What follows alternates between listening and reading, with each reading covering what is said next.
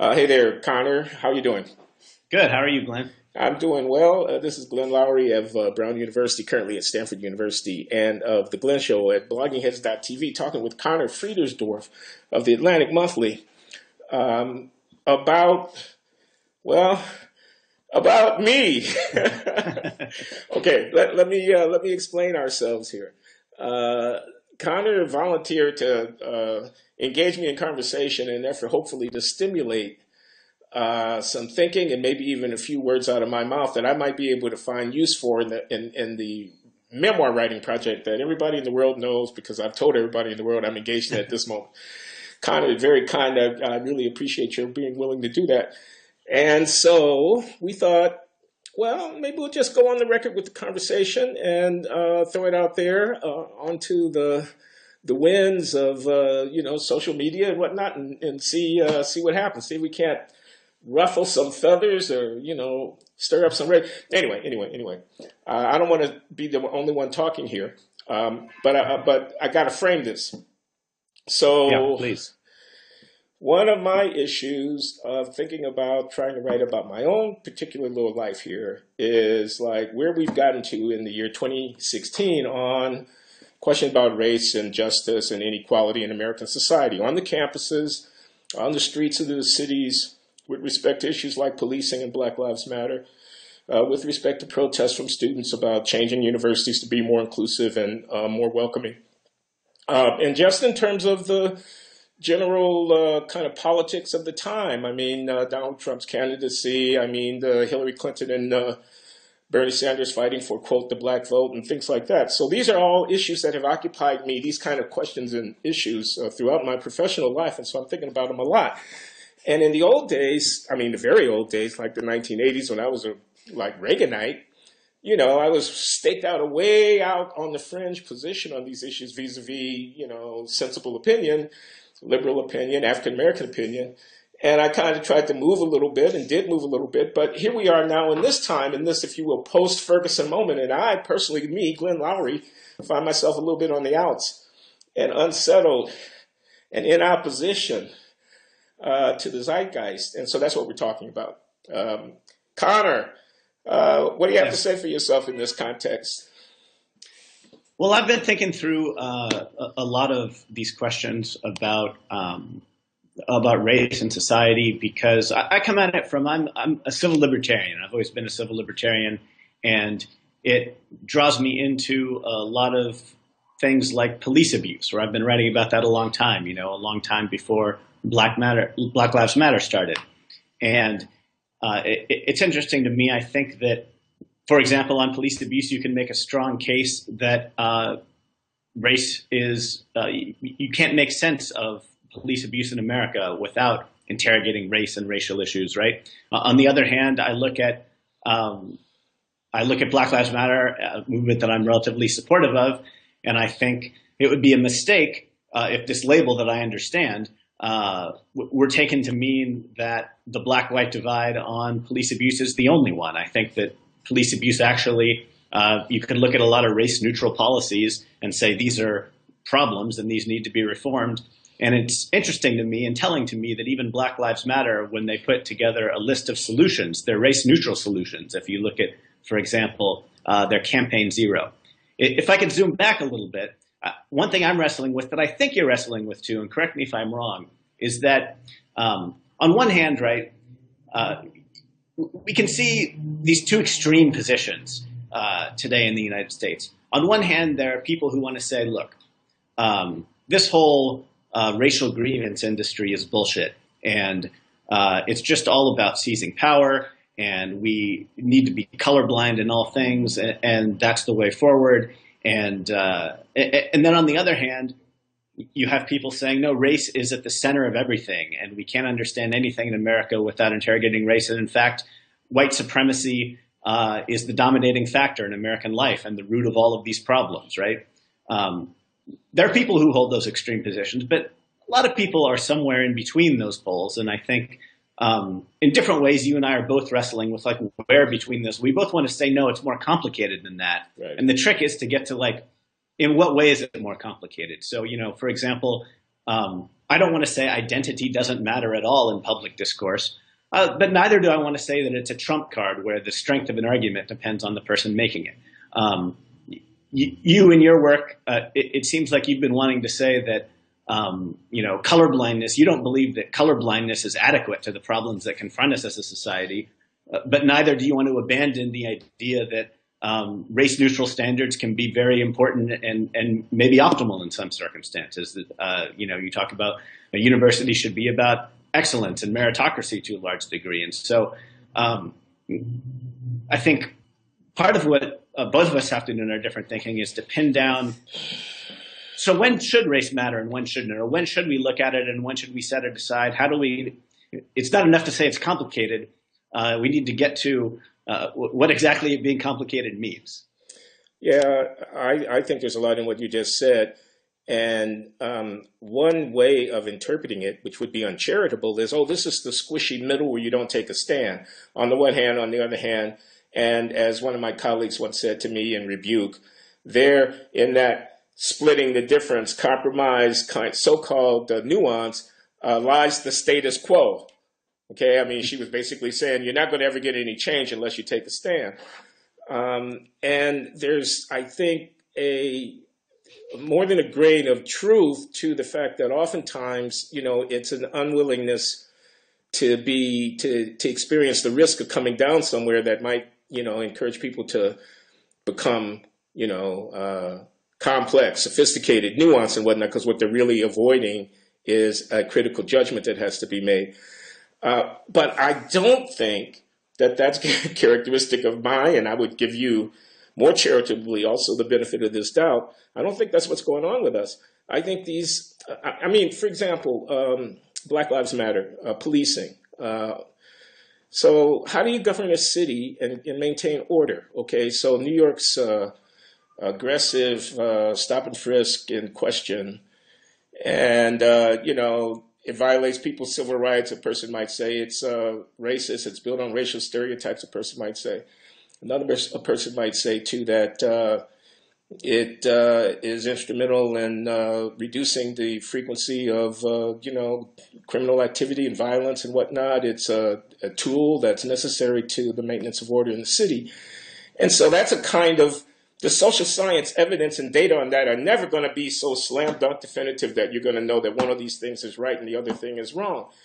On the other hand, constructing that problem is one where there is no so-called black crime, is one where there really isn't any issue. I mean, for example, people want to withdraw the police, or people want to abolish prisons, or people want to impute to the people who go in there. I'm talking about police officers, and they may not be from these communities. They often will not be from them. They expose themselves to danger and they serve the public, but yet we're going to construct them as an enemy, and we're going to whatever. And that what I'm trying to say about this is I think there's something really important at stake in fighting over that that territory. So when the police commissioner from New York was not permitted to speak at my home university, Brown University, a couple of years ago, because it was just regarded as so morally outrageous as beyond worthy of discussion how he had chosen to police the city of New York. My thought was that, my God, this is horrible, because I actually don't know how to police the city of New York. I mean, how do you think you do? I mean, and here's a guy that's serving for, in this case, Mayor Bloomberg, who's elected 3 times by the people of the city of New York. I mean, really? Anyway, I'm trying to say the problems really are complex. Well, yeah, and I think one of the defenses against the critique that to say the problems are complex is just kind of a wishy-washy, we're going to split the middle, we're never going to change the status quo. To me, I advocate for a lot of pretty radical solutions or positions that aren't in the center of American politics, right? I think that there are pretty radical reforms needed to policing, and I can tick down the list of particular things that I would want to see. I also think that it's true that, something like stop and frisk, which I'm pretty determinedly against, there are serious questions about whether it stopped some number of shootings in New York City and how that ended up. And I guess for me, when I say it's complicated, um, the biggest thing that springs up for me out of It's Complicated isn't we can't take hard stances on particular issues. It's we need to be able to talk about it with other smart people who come at it from different views and really have the conversation and not have the conversation impeded by taboos about, what's impolite or what's going to rile people up or be disrespectful to people. I really, someone like, someone whose writing I really disagree with on policing stuff, right, is Heather McDonald of City Journal. Right. At the same time, as an interlocutor, I appreciate that she lays out in plain language what she's thinking, because I can't argue against her attitude unless somebody's laying it out there. The idea that it wouldn't exist if no one said it, to me, is folly. I want people getting wrong-headed ideas out there so that I can say, no, you're wrong empirically here and here and here, and have that conversation, right? Go ahead. Yeah, go ahead. So I was just going to agree with you about Heather. I just gave a blurb to this book. She's collected her pieces.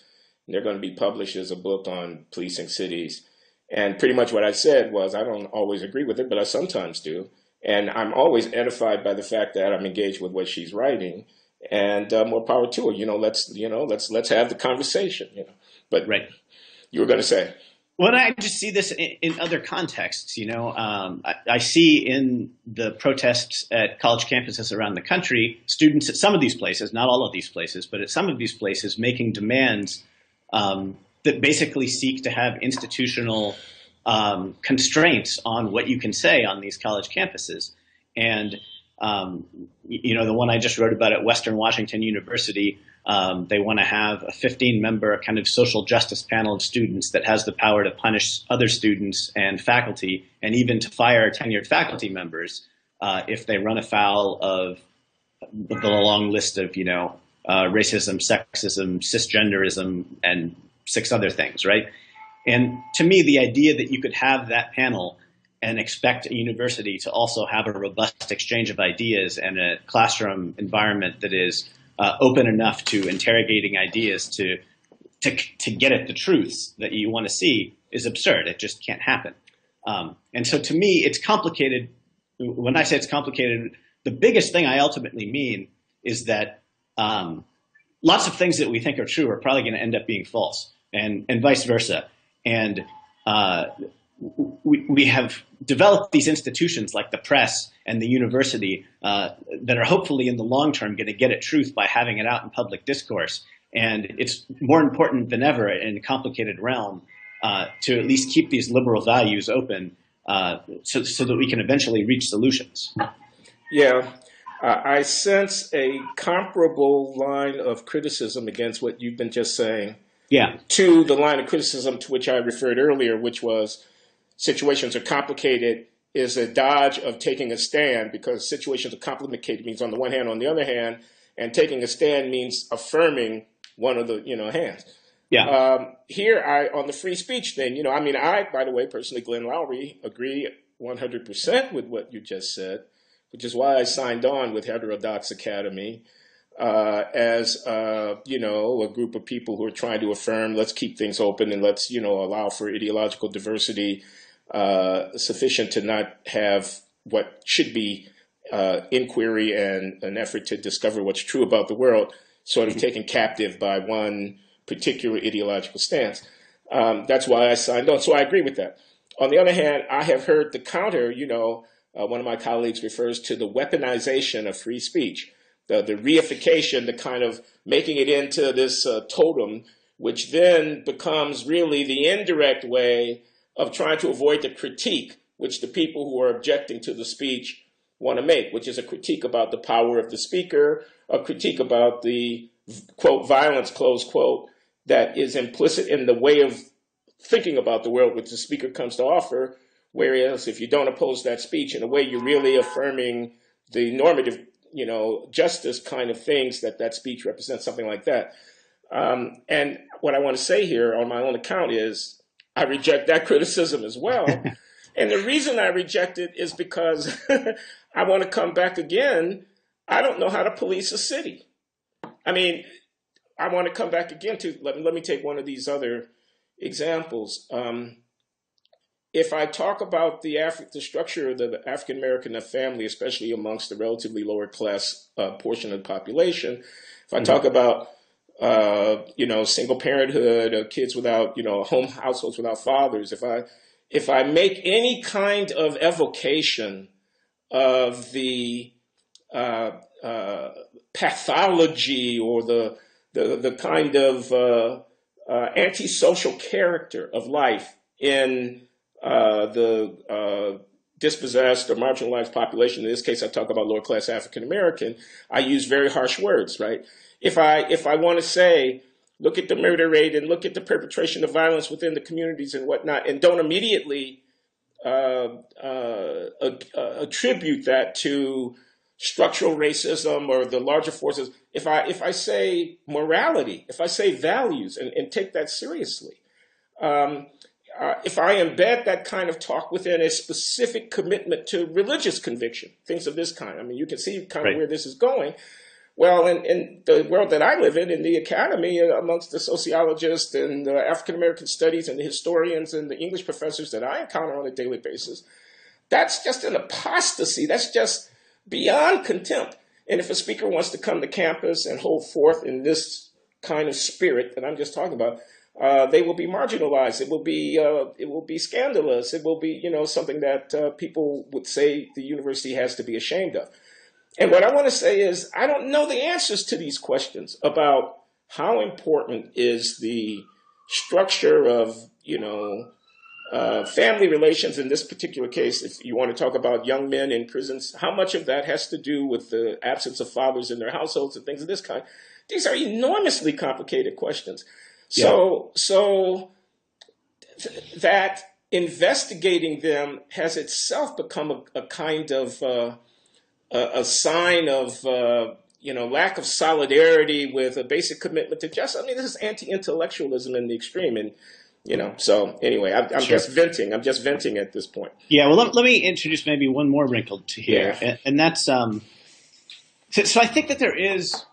I was watching this Intelligence Squared debate that you may have seen that was at Yale, and your frequent conversation partner John McWhorter and Wendy Kaminer were arguing for the proposition free speech is threatened on campus against, I did see it. A professor, Sean Harper. Was it Harper his last name? I believe that's right, from the University of Pennsylvania. Yeah. And a Yale philosophy professor. Jason Stanley. Yeah. And so I think the most subtle issue that they discussed was John McWhorter on one hand was saying, look, he was telling his interlocutors, you know as well as I do that to call someone a racist on a college campus today is tantamount to saying you're going to be shunned and marginalized. And it's John was saying it's a weaponized critique, basically, that's meant to shut down discourse. I think child molester was the thing that he likened it to. Yeah. And on the other hand, right, Sean Harper was saying, look, some things are racist and have to be called out for what they are. I think that there's truth in both of these points, and the distinction I would draw is that we can imagine I wish there was more room in American life and on college campuses and everywhere else for someone to levy a charge that X is racist as a critique and not to shun someone, right? As a descriptive, look, my argument is that this thing is racist and it's a problem for these, it engages in racial stereotypes or it draws on whatever the case may be, right? We can imagine a world in which you could say that this idea is mistaken or even pernicious and in fact racist without shunning the person who said it to outsider status. And I'm not talking about someone who goes around being hateful, spewing racial slurs. I'm talking about an idea that someone, a well-intentioned person who's not trying to be hateful puts forth, but maybe there's racist content to it, right? And to me, one of the things that we need to grapple with is a way to have those kinds of, they could be very biting critiques. Or, a university, I don't think in the way that students say should be a safe space. Sometimes people go after your ideas with biting critiques. But I think that there's truth to what John said as well, that sometimes people are doing this to shut down debate, to get people, in the case of students, to get people punished, to get people, I can imagine a professor telling me, well, you don't understand. as a professional academic, if I'm not tenured yet and I get accused of racism, that's the end of my career. Or I'm not going to, if I am tenured, I'm not going to get on this committee that's important to my future or whatever. And so how do we find within our universities a way to not have limits on the, to say that no one can accuse someone of racism is a limit on speech and a limit on free inquiry, just like anything else. But how do we create an environment, and correct me if you disagree with that, or I'm sorry, disagree with me about any of this if you feel differently, but how do we create an environment where we can engage these ideas without marginalizing people, without shutting down speech? One way maybe is to say the only thing we're going to stigmatize is hatefulness. We're not going to stigmatize well-intentioned inquiry. I don't know if that's workable or if there's some other solution. Yeah, I don't know if there is a solution. I was sitting here thinking about the old argument about blacks can't be racist. There used to be this, maybe there still is this argument, African Americans can't be racist because we don't have power. Racism is contempt for the other married to the ability to impede the other, or something of that kind. I can remember this argument going way back, and I always thought that, well, they can't mean it literally. They can't mean literally that blacks can't be racist.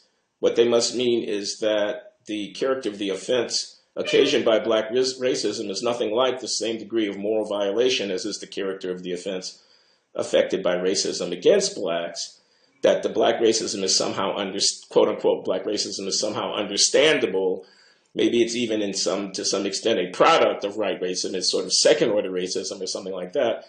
But it was all an effort to carve out this space between perhaps acknowledging to some degree, well, if I say whites are like this, that's a generic stereotype against white people, but it's not nearly as offensive for me to have done so as to someone to say blacks are like that, Right. who is a white person. Maybe all of that is really about trying to draw this distinction now between the act of a racist statement on the one hand, being called so, and the kind of absolute excommunicative, like moral condemnation of the person who made the statement on the other. That's just meant to be an example. But the thing that makes me think it may not be possible to create that kind of space for, I don't know, a white fraternity member who wants to ridicule the practices of the social justice warriors at his university, and does it in a way that would be racist by common understanding of that term, but that we want not to have so-called it, calling it so, to mean to say that this kid, I guess I ran into a staff person here at the center where I'm a fellow, and he's from rural Missouri, and he was educated at the University of Missouri, and he was just pointing out that you've got Kansas City and St. Louis, but then you've got the vast state of Missouri, which is mostly a bunch of small towns with, a bunch of white people who kind of never really engaged in, any kind of interaction so systematic with blacks. Then they get to the campus in Columbia and they do stupid things and they are racist. Okay, I mean, the things that they do are racist by any understanding of the word. But he wanted to allow, not that he wanted to make any excuses for them, but he just wanted to say they weren't necessarily evil people. They were, at some level ignorant about how it is or whatever. I mean, but anyway, I'll stop. I just want to say, I don't know because it's a signaling, I don't know if it's possible to create the space between calling someone a racist and absolutely want to excommunicate them from decent society.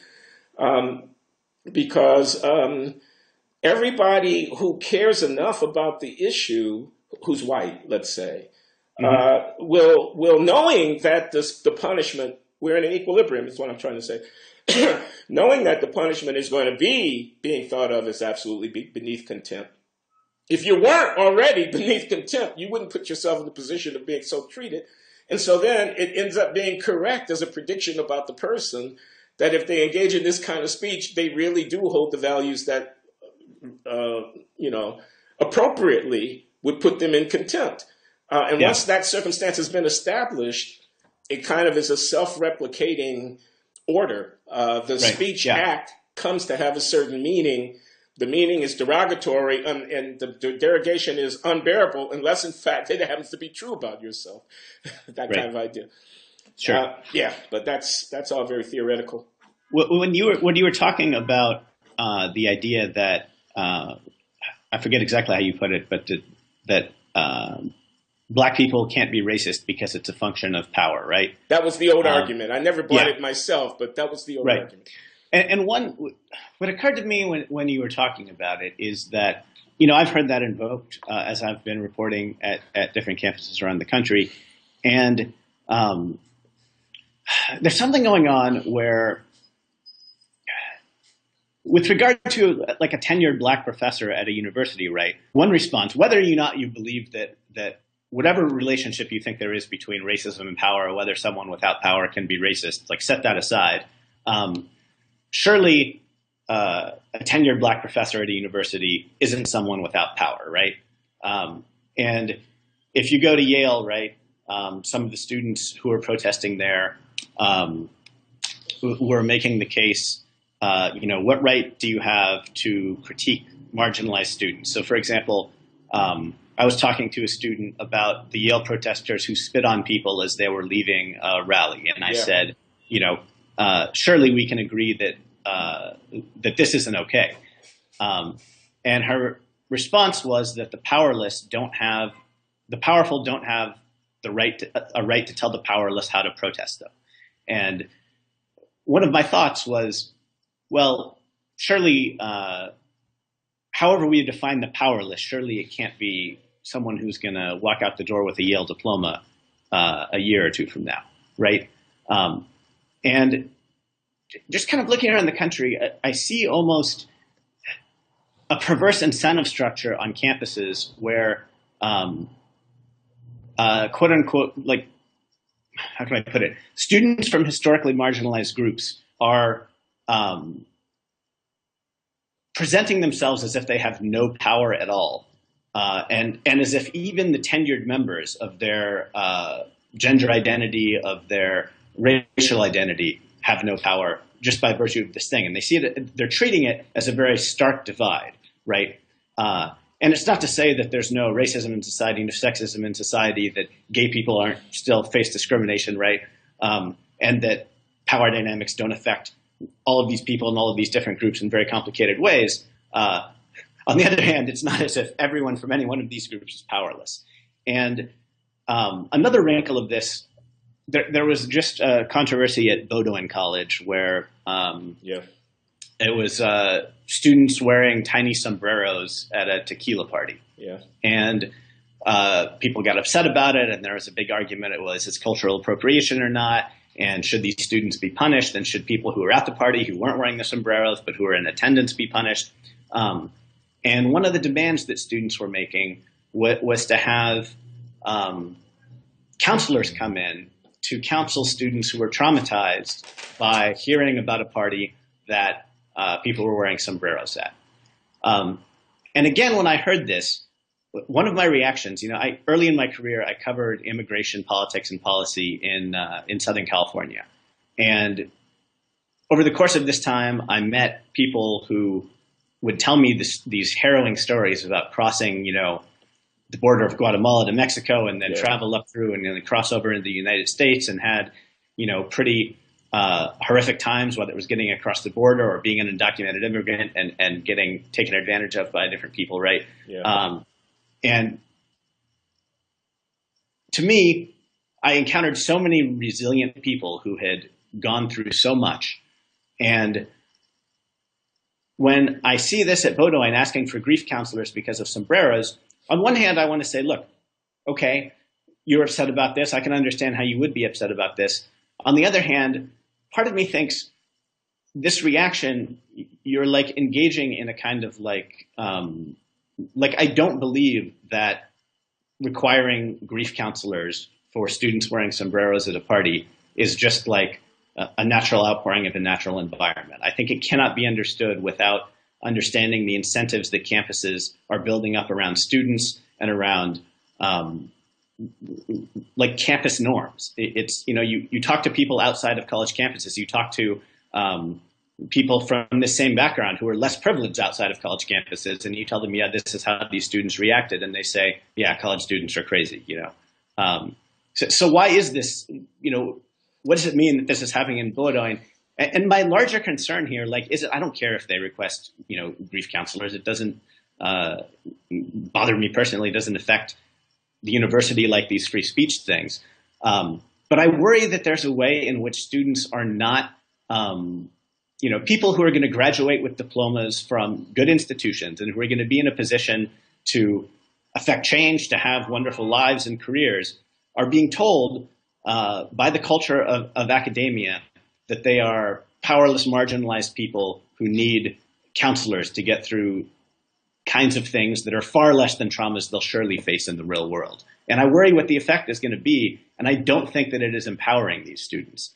And I really wrestle with how to, on one hand, be deferential to the real pain and hurt that students go through in some circumstances, and I'm always sympathetic to people hurting, and on the other hand, not wanting to infantilize them in a way that's just going to hurt them when they get into the real world and they have a hostile boss or a hostile neighbor, and they have to deal with something that is like rises to a greater level of trauma than someone at a party did something that I don't like, which is just happening in the world, right? Yeah, no, there's a lot packed into what you say, and microaggressions are happening in the workplace and the world in which every water cooler discomfort becomes a kind of fall on my sword. I can't work in a place in which this happens to me.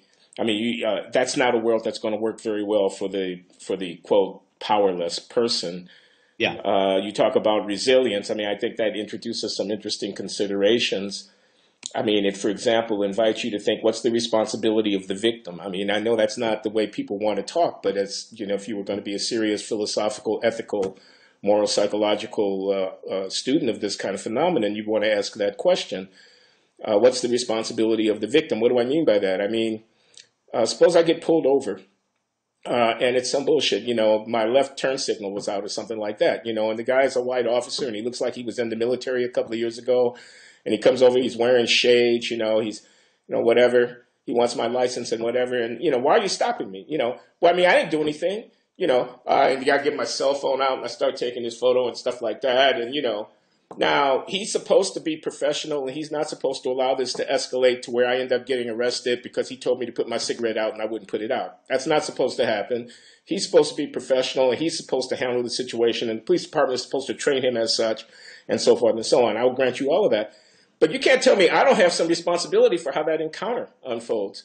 Resilience. Can I be stopped by a white police officer and still allow that to be kind of not ruining my day? I mean, whatever. I mean, and not have it be the hair trigger thing that blows off into something else. Can I hear a kid from a farm somewhere in the Midwest in my class at the Ivy League stand up and say, well, don't these black boys who have 3 different babies by 3 different women warrant some condemnation without needing counseling for the racist environment of a lack of safety of a classroom filled with white people who don't understand what it's like to be poor from a housing project in inner city where the morality of our lives is really a lot more noble than what you would allow, and all these, in other words, can we actually talk to each other without being always on this hair trigger thing? So I want to say, though, that I think this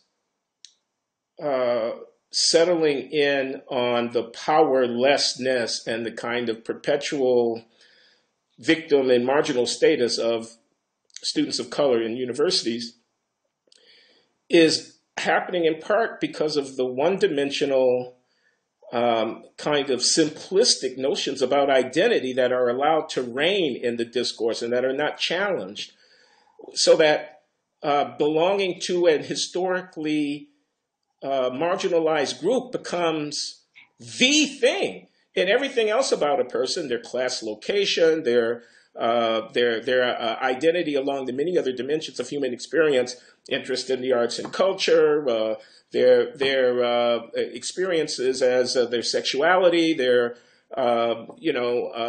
whatever religious convictions they might or might not have. There are many dimensions to our human identity, and the kind of the elevation of this one aspect of in terms of racial, ethnic, whatever.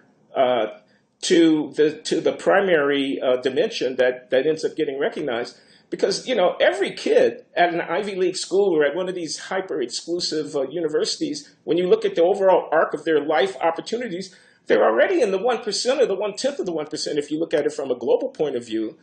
And they have responsibilities as well as entitlements. Yeah. Okay, I'll stop. But yeah, let me push you a little bit because good. I mean, I share your sense that that racial identity especially is being focused on to a huge degree. And one pernicious side effect of it to me is I talk to Black and Hispanic students at universities, and they don't fit the image that the most vocal activists at these universities would put forth. In other words, there's tremendous diversity of opinion about how campuses ought to be run among Black students and Hispanic students. The way that student activists speak, you would think that there was a quote unquote student of color consensus about the best way forward. In fact, there's nothing like that. There's no way to defer to students of color because their internal disagreements are too diverse on any given topic. But what I want to push you on is, so on one hand, you want to say that that the degree to which people are focusing on identity has maybe these negative side effects, or it's excessive or whatever. On the other hand, you're not taking a position, and you disagree with the position that we can just ignore race entirely, not see color, as Stephen Colbert's caricature would put it. So where do we come down? How do we distinguish between when this is relevant or when it isn't? Like, on a practical level, in individual circumstances, maybe, if that's what you're thinking of, or on a general level, if there's a philosophical divide here about when we do consider it and when we don't. Like, what does this for you have mean? Because it doesn't mean colorblindness. So, in what ways do you think it's being excessively considered, or can we figure out something of like, these are the attributes of the circumstances in which it's excessively applied, or how do we pin this down? Yeah, I hear you. What are we going to do about first year, at a residential college or university, indoctrination? That's not the right word, but when the students are being inducted and they come in in late August or whatever it is for a week or two of like, at Brown, we used to call it the Third World Transition Program, TTP. I'm sure that they must have another name for it now, because third world doesn't feel to me like the kind of thing that you would want to call such a program these days. But in the old days, they call it third world transition. So students of color come together, there's a cultural house, a cultural center for, quote, third world students, close quote. Again, I think we may now have a different name for it. So then the question becomes, do you do this? Do you, in fact, acknowledge students' diverse identities and special needs for transition into the environment by singling out students of color? These will be Black and Latino. I don't think Asians were excluded, but I'll bet you the subscription rate amongst the, quote, Asian student population at Brown in the Third World Transition Program was much lower than the subscription rate of the incoming Black and Latino students. But in any case, do you have it or don't you? Do you have thematic dorms or other kinds of accommodations in college life that encourage the association of students along ethnic lines after they are admitted in the interest of facilitating their comfort in the environment or whatever? Do you do that or not? Do you have, degree granting or tenure granting ethnic studies programs that are specializing in stuff like that? Do you do affirmative action? It's not a 0-1, not whether you do it or don't do it, but it's a kind of how aggressively are you pushing on the ideal of trying to approach some kind of population parity in the representation of groups in the student body and the faculty, the staffing, and so on. And do you do it or do you not do it? And I grant you, it's not enough to simply say, we're kind of gotten ourselves into a bad state of affairs here. If I don't want to adopt this kind of purist position, let's be colorblind, let's never do it, then it's incumbent upon me to set out exactly where. And I don't know that I'm entirely clear for myself as yet Yeah. on these questions. I have a bad feeling about the ethnic dormitory or the ethnic transition program, whatever. My feeling is we should be pushing against the students' parochial reflexes upon first coming in, seeing themselves as, in primarily as a kid defined by race, ethnicity, gender, sexual orientation, Yeah. whatever it might be, that we should be pushing against that. We should be saying to them, yeah, I see that. I see that that's an important you. I respect that. I respect that. But you know what? The world's a big wide place. You're 18 years old. When you leave here, we hope that your eyes will be open to a whole lot of things. And it's not so much about who you are as about who you can become, and we don't really know the answer to that question yet. And it's not defined by the fact that you happen to have come up on the south side of Chicago or on a Native American reservation or something like that. That's how kind of I feel, without getting down the policies, but just a kind of discomfort with the regime that we've settled into. On the question of ethnic studies, black studies departments, and stuff like that, I have great respect for what I think is some very fine work that comes out of scholars who are in African American studies departments. I don't want to be seem to be dismissing them out of hand at all. On the other hand, when I think about it from a broader perspective about how the disciplines operate, so you have economics, you have history, you have politics, you have literature, you have philosophy, you have the sciences, you have mathematics, you have classic studies, you have the arts. I mean, when I think about those things, I think the tendency to want to segregate inquiry into ethnically defined silo of expertise and whatnot needs to be balanced against the need to infuse within the disciplines themselves a broader understanding of what their problems are, such that the concerns of ethnic issues could be brought into encounter with one another, because there are multiple concerns here within the disciplines themselves. So I've always kind of been of two minds. Again, respectful of the students' protests that lead universities to open up, understanding these issues about the stuffiness of the old historians who only want to talk about dead white men, or the literary scholars and whatnot like that, appreciating all of that, but still thinking that the transition shouldn't be concluded by the creation of these separate things. That I want to see an integrative function going on somehow. So I'm not entirely happy when the Afro-American Studies program tells me they want to have a PhD program. My gut instinct is to say, I prefer that in area studies of any kind, African American studies, Latin American studies, Native American studies, or whatever, if it's going to exist at all, be about undergraduate educational things. People should be doing research, but they should be integrated into the disciplines in terms of how it is that the quality of that research is evaluated. And that would tend to militate against the establishment of a PhD program in African American studies, PhD program in politics, PhD program in literature, PhD program in economics, where the study of African American issues should be elevated if it needs to be from where it is. And when it comes to research, the idea that I need a faculty that is a ethnic proportionality of the population in order for the research output of the university to be what it is, I chafe at that too. And I want to say, so maybe I'm coming out as a practical matter to be more of a colorblinder than I want to confess to. I want to say it's not the color of the investigator, it's the quality of the investigation. That's the issue. And even especially when that investigation bears on the life experience and issues confronting African American populations. I want the best research possible. I don't preclude that an African American scholar can do the best research, but I don't credit the quality of the research in virtue of the fact that it's being done by an African American.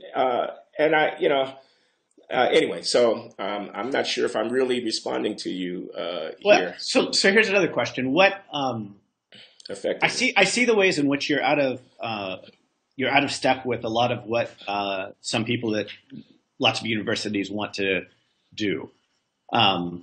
What are there things that you wish you were seeing happening that aren't? In other words, if someone came to you and said, "All right, Glenn Loury, we've got these $10 million to spend at our university," or whatever, maybe that's too high a number. Maybe it's $1 million, whatever it is. And our goal with this is to prepare young people, especially young people from historically marginalized groups, for excellence in academia or for whatever they pursue hereafter? How should we spend this money? Okay, I think of two things, and believe me, $1 million will not go very far. Yeah. $10 million, in fact, will not even go very far. At Brown, I don't know what the time horizon is. I think it might be a 5-year horizon. It might be a 10-year horizon, but they just allocated $150 million Okay. to be set aside for enhancing diversity and inclusion. What would I do? So I was going to say a couple of things. So I am unhappy about the underrepresentation of students of color at the leading universities in the country in what constitutes a huge element of what the modern university in the 21st century is about, and that's the technical curriculum. That's the sciences, biomedicine, chemistry, physics, mathematics, engineering, where the future is being made, not only, but substantially, where the insights of what human civilization has been able to master over the last 3 centuries are distilled into a kind of rarefied and exquisite. And, I could go on waxing lyrical about what the frontiers of modern science and mathematics and medicine and engineering look like. But it's a stupefyingly, stunningly impressive achievement. Okay, and that's like, I don't know, half the university. Okay, and if you look at what's going on there, blacks are nowhere to be seen. Okay, that's an overstatement. Almost nowhere to be seen, and it is not okay. And I would want to do something about it. Now, I'm prepared to entertain everybody's hypothesis about implicit biases up and down the line. Yeah. But if you tell me that test scores don't matter, okay, I don't want to hear it. If you tell me that the ability to solve a problem in algebra or calculus, the ability to look at a body of data and come to some statistically valid inferences on the basis of it, the capacity to read and engage with the critical investigation of the social world that is ongoing, which relies upon technical and quantitative mechanisms for its lifeblood, the capacity to engage that is irrelevant, then I want to tell you to get out of my face. And if the achieved capacity of students by color to engage that curriculum, master its methods, and be aware of its fruit is as great as it is now, and you tell me that doesn't matter, I'm also going to tell you to get out of my face. So that's one thing. Yeah. I would want to see that addressed in a vigorous way. You want diversity? You want integration in the university? You want inclusion? Well, then we need to deal with that. Okay, and part of dealing with that is going to be dealing with the capacities that are brought into the elite universities by these young people of color who are coming there. And, these young people of color who include my children and grandchildren, viewed over a period of time, they're beautiful people. Their capacities for human excellence are no less than any other people and whatnot. But their achieved mastery may well be deficient in certain areas, and that deficiency needs not to be ignored, not to be excused away, not to be blamed upon white people, but to be effectively addressed. And that brings me to the second thing I'd say in response to you is that if you're going to have affirmative action, it can be racial. No, I'm not a colorblind purist, but it ought to have a substantial class component as well, so that amongst the students who are being admitted with lower academic credentials prior to their admission, there will be a goodly number of people who are not people of color, so that the institutions addressing the objective lack of full mastery, which those students might bring. If they got the mastery, then that's fine. You didn't need affirmative action in the first place. But if they haven't got the mastery, addressing that circumstance, recognizing that circumstance, and rectifying that circumstance should be one of the first orders of business in the university. Doing it in a world in which affirmative action is entirely racial would mean, to some degree, stigmatizing the kids whose backgrounds did not, warrant their admission, except for the fact that they belong to a group that we wanted to promote. Right. But having a more capacious understanding of how standards might be adjusted and modified in the interest of other social goals, capacious in terms of racial identity, that is, bringing in some white folks under the same circumstances, would perhaps, in my mind, create an environment where it wouldn't be out of the question to think about Okay, well, but the kids that we're bringing in under these auspices are not succeeding in not an important part of our curriculum, and maybe that's because their quantitative skills are not what they should be, or what the other kids that we're admitting are, or whatever, et cetera, et cetera. So anyway, Right. that's just me off the top of my head, but those are a couple of things I think of. Yeah. Um, Here's another question. One thing that strikes me looking at all of the different demands on different college campuses is uh, they're happening in these places full of researchers and full of people who do social science, but they seem grounded in nothing to me. Like, we want a new dorm with these characteristics a student will demand. And I always think, well, like, why do you think that that will fix the problem that you're trying to address? It just seems very ideological to me. It's not, they're not even pointing to like, well, these colleges that have these dorms seem to have better outcomes, or we have this study here. It's just like their ideology leads them to believe that they want whatever it is that they want. Um, if you were able, looking at all of these different complicated problems we've been talking about, what empirical questions do you have? If you could send a team of social scientists to dig into it and figure out, like, what do you want the answers to empirically that would maybe inform these things that you are uncertain about and grappling toward an answer? Yeah, but do you mean with respect to colleges, or with respect to the world at large? Well, Um, we've been talking a little bit about both. We've talked about yeah. policing. We've talked about, I know you've talked a lot, not in this conversation, but about, income equality in the United States, and we've talked about colleges too. So any of those things. I mean, I think, because I think that Yeah. thinking about you trying to figure out what you think about these things, um, part of the reason that Yeah. you rest on it's complicated is because there are certain things that you don't know the empirical answers to, and surely so maybe figuring out what the empirical questions are would help you come toward a greater understanding um, Yeah. of where you come down in your attitudes. Now, mind you, I do want to preface by saying that I think social science is limited in its capacity to actually Sure. provide definitive answers to where certain kinds of things are coming from, or what's the workings of certain kinds of institutions and mechanisms in the world. I think these things are relatively opaque. For example, I don't know if anybody knows whether or not the use of capital punishment has a huge effective deterrent impact on people's committing of the crimes that are being punished, murder and so on, by the use of capital, or whether it has a relatively insignificant effect on. I frankly, and it's a question that's been studied for decades. The National Academy of Sciences issued a report on the causal effects of capital punishment in terms of deterring capital crimes, and the result of the report was we don't know. I mean, that was what the experts concluded at the end of the thing, and it's very hard to know. And I Yeah. think, father absence. I look at 3/4 of African American babies born out of wedlock. Everybody now, from Ta-Nehisi Coates on down, wants to say Moynihan report, BS. It's really about America excluding black people. Moynihan was blaming the victim, and so forth and so on. Meanwhile, the study of these issues in the social landscape kind of divides ideologically into a kind of conservative, neoconservative camp accused of clinging to traditional values, who say that father absence is a huge big deal, and a more liberal camp that wants to, under the sway of feminists and post-feminists and gender relative sensibility. Oh, traditional family, who cares? It's about resources. If you supported the mothers, it wouldn't make a big deal, and so forth and so on. I'd like to know the answer to that too. And I've been in this business for a while. Not at all clear. I mean, some of the people out there are very clear, but I'm not clear as to whether I can definitively conclude one thing or the other. I have my own gut.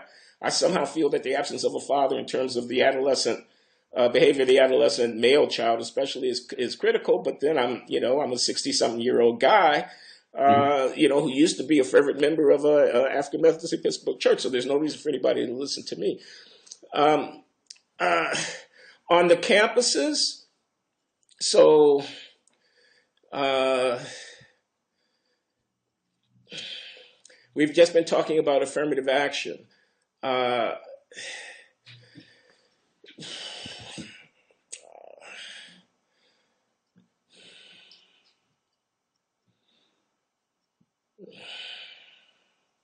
yeah, I'm hesitating because I don't know if I actually want to say for the record what it is that I'm thinking. Okay, so what it is that I'm thinking is, are there real differences in the, sort of intellectual performance exhibited in the universities by race? Are those distinctions visible to students? Does that affect? So students are insecure. Students say they feel like they don't belong. Students feel like they're bullied in the classroom, but they're not made to feel welcome. I'm talking about students of color in these competitive universities. I've got a university that's admitting 1 out of 15 applicants or something like that. That's what it's like at Brown, for example. So if you're not in one of these groups for which the university is bending over backwards to ensure adequate representation, your admission, you're going to be selected from way, way, way in the right tail of the various qualities of the applicants who are applying.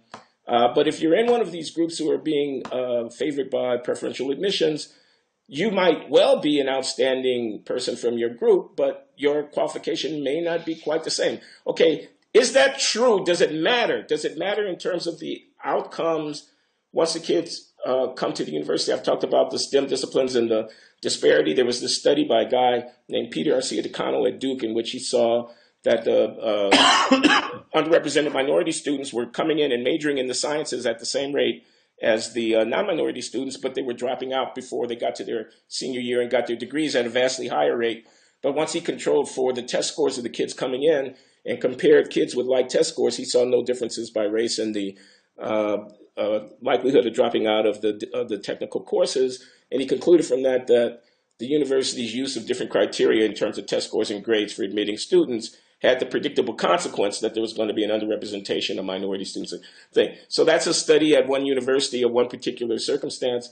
I'd like to know a lot more about that.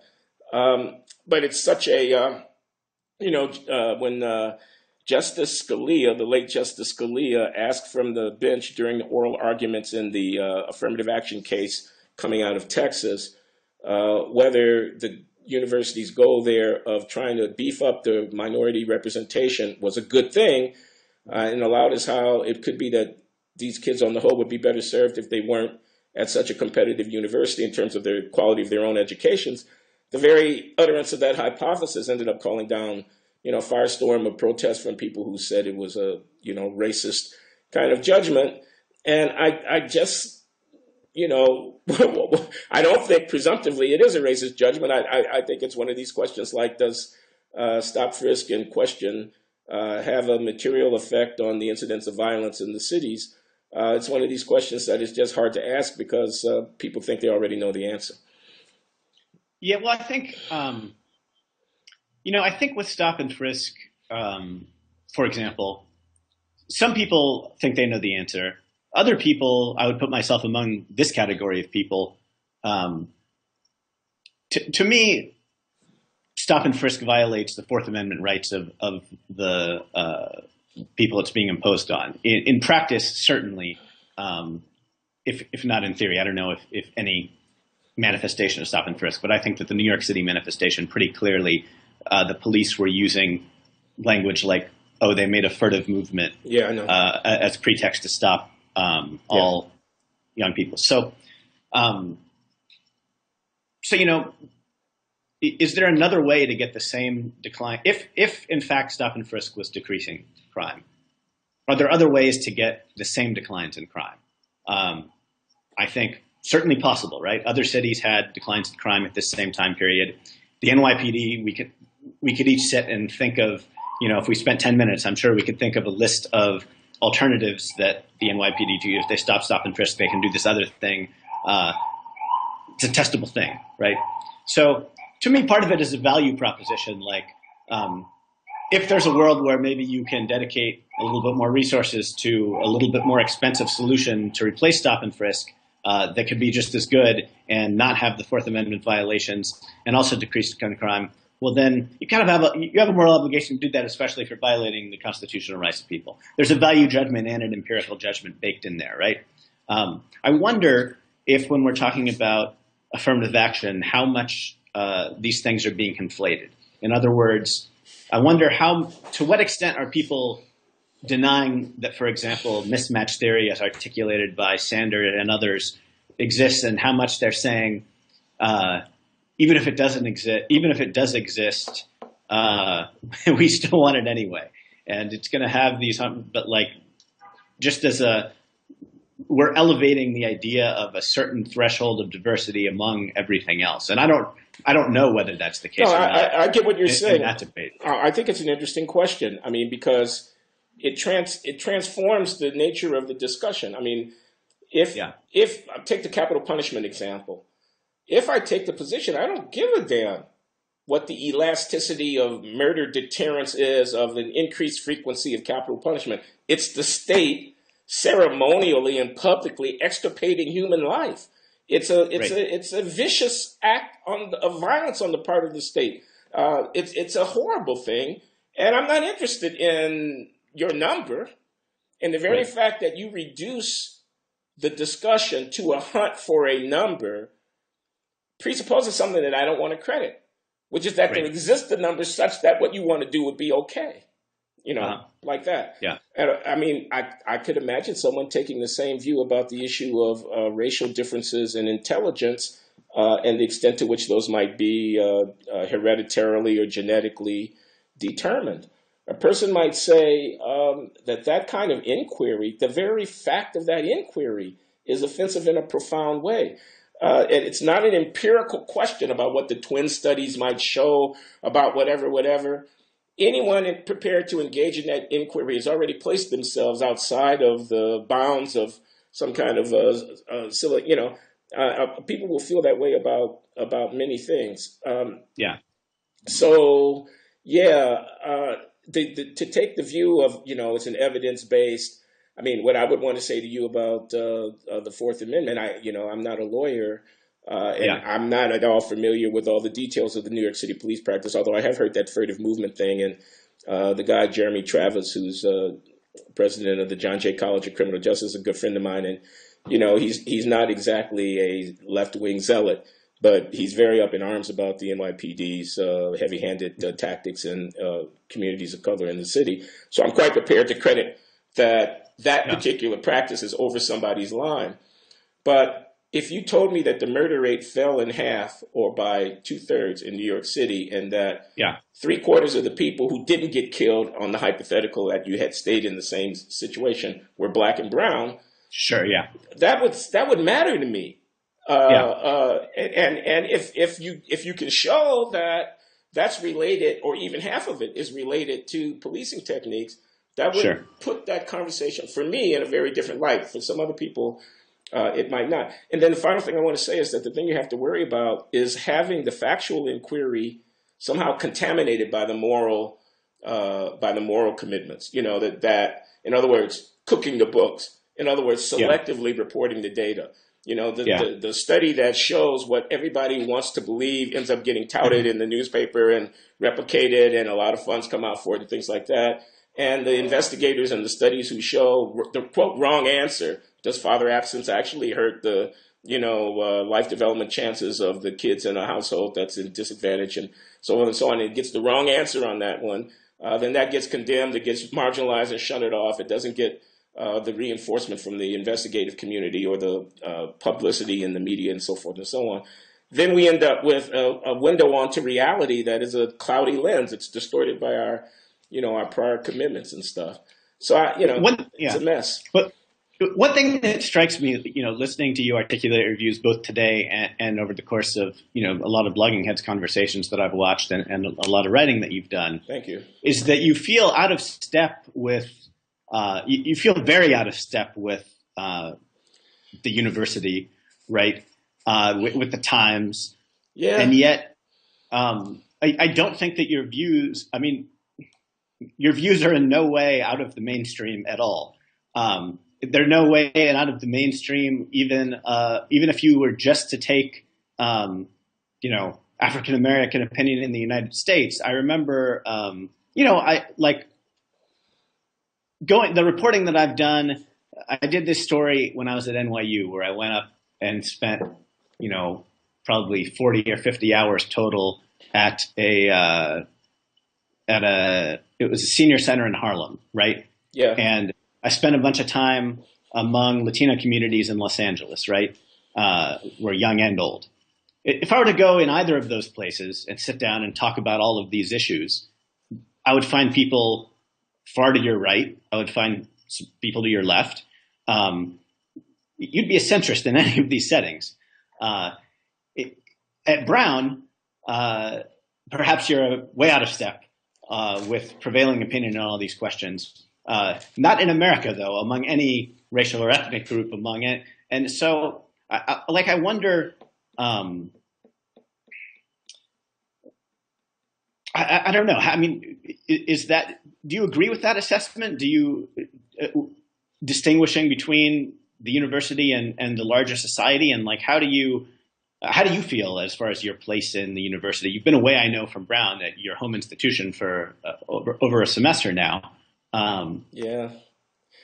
Well, yes, I'm on the outs. I mean, I'm sitting out here in Stanford, California, and my life these days has come to the office. I have a beautiful view, trees and fauna and flora, and the weather is almost perfect, although it's been raining constantly for the last week. But so you feel like you're isolated. I feel like then I get into I go online, I start reading, I start noticing what's going on. My home university is a hotbed. There's one incident after another, all this since Labor Day of 2015. And I say, oh my God, they renamed the fall weekend, which used to be Columbus Day weekend. And of course that was changed to fall weekend. It got renamed Indigenous Peoples Day by a near unanimous vote of the faculty. One of my curmudgeonly colleagues told me that he shouted his no as loudly as he could so that it would be clear that the vote was not unanimous. I mean, he had a megaphone to shout his no, but nevertheless, he got shouted down by the vast majority of our colleagues because, of course, we want to acknowledge, the victimization of the native people of this continent who were decimated by the settlement of of the North American continent in the context of, in effect, European conquest. And, I'm sitting here thinking, what am I supposed to think about the encounter 500 years ago of the indigenous peoples of North America with the European invaders, if you want to call them that, settlers, conquerors? What am I supposed to think about that? I mean, at some level, yeah, I grant you, historic crime at some level. On the other hand, at some level, that's the foundation of the modern world that I inhabit. I mean, does that mean I turn my blind eye to the crime? No, it doesn't. But does that mean that my understanding of what that event wrought ought to be somehow vastly more complex and nuanced and rich and ambiguous than is being offered here? I kind of want to say, yes, okay, I mean, I know I'm in deep trouble here now because people will say to me, are you saying that slavery, which was also a constituent part of this modern world, should be viewed in historical retrospect with something of an ambiguity in terms of the morality? No, I'm not saying that at all. I'm saying crimes are crimes. I get that. But I'm also saying that as we try to sort of constitute how we're going to understand these historical events, the criminality dimension from the point of view of the, in this case, indigenous population, is only one of the things it seems to me that we should have to say. Geez, I don't know. That puts me so vastly out of step with people, and I have to check my own. But of course, if I were to go home to Chicago, to the south side of Chicago where my relatives live, those of them who still live there, and I were to say something about Indigenous Peoples Day, they would start guffawing around the room. They would say, oh, how precious, how politically correct. I mean, sure. Though, I'm talking about African American people. I would expect that the vast majority would, on the one hand, credit the narrative that, the European white conquest decimated the Native Americans, but on the other hand, also think that this ceremonial enshrinement of Native American victimization as the sort of cornerstone of how we want to understand Europe's encounter with the North American continent was overly simplistic or something. I don't know. I should probably stop because I'm excommunicating myself. I have to leave this mountain redoubt and return to the conflictual classrooms of Brown University in a matter of months. So I should probably stifle myself. Well, it's funny. I'm trying to think if I would have had a vote fall day or Indigenous Peoples Day. I don't know. I might have voted for it. I don't really have strong feelings one way or another. Right. But I do have. I have been noticing that Indigenous people, like in the student demands that I read, and I've read dozens of them from all over the country. I noticed something that I noticed back even when I was a student from Pomona College. The historic crime against Native Americans, against indigenous people, is invoked by student activists in a way that I can't help but feel uneasy about the way that it's invoked. And for me, it's that it just seems invoked as a kind of signaling in a way that almost dishonors the crime. I mean, I was just writing about Western Washington University, and they wrote this demand letter asking for like a new college at the university, new dorms, the power to fire professors, the power to suppress speech, like all the, like 10 or 12 radical planks of what they want. Yeah. And the whole letter started out with two sentences, something to the effect of, at the beginning, it's important to realize that all the land that we sit on was stolen from Native Americans, right? And then it goes on to list a bunch of other stuff that has nothing to do with that. And it's like, well, if you were going to like say we should redress this or we should help these people that still exist from this who are hurting or whatever, I would understand why you included this. But the way you included it is just a kind of add-on. You might as well have said, like pick any historic injustice in the whole history of the world and like, why not that instead? Why this instead? And I think I worry about the extent to which signaling is taking over for like meaningful interrogation and change. And there's a way that I think signaling diminishes the very people that you're ostensibly showing respect to. I can imagine, someone from this historic, whatever tribe used to have the land that sits on the University of Western Washington or whatever, reading this statement and feeling uneasy about it and being, well, what? This doesn't seem like there's actual concern for me. It just seems like, I don't know, maybe it's too cynical with the motives of the students. I don't know. It's not that I think that they're malign people. I do think, though, that it's not that I think they're being disingenuous so much as that they are,